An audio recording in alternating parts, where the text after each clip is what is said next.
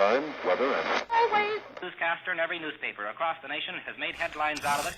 And in June 1947, newspaper headlines told the tale of how a Boise man's reported sighting set off an out-of-this-world craze. I kept rolling in my mind, that's the damnedest looking airplane I ever saw. Oregon radio station KWRC sums up the media frenzy that started with an Idaho pilot and raced across the world. The Associated and United Press all over the nation has been after this story. It's the story of Kenneth Arnold, a 32-year-old flying salesman, a man now recognized as starting the flying saucer craze.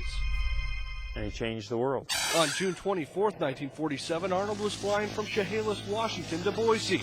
As he passed Mount Rainier, he took a break to search for a downed military plane.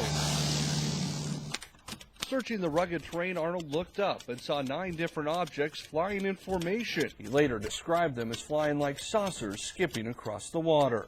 They seem to flip and flash in the sun just like a mirror, kind of weaving and going at a terrific speed across the face of Mount Rainier. He reported it and of course touched off a firestorm of publicity.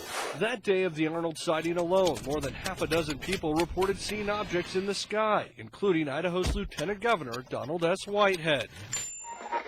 The media grabbed onto Arnold because he was said to be a straight shooter, a well-respected man here in the valley, and we couldn't get enough of his description of how the UFOs flew. The news grabbed that and said flying saucers. And for the next 3 weeks, UFO reports were rampant, including the most famous close encounter on American soil. Headline edition, July 8, 1947. The mysterious crash at Roswell. It was the dawn of the flying saucer age. In the movies, spaceships went from rockets to round.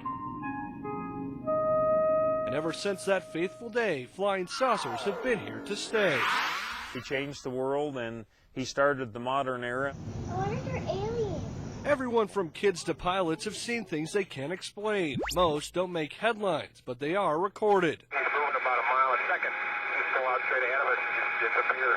Man, he was there and then he was gone.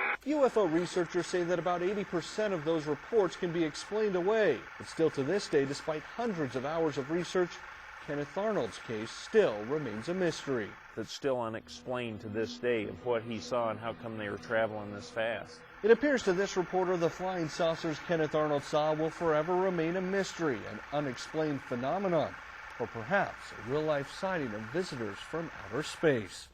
Shane Johnson, today's Channel 6 News.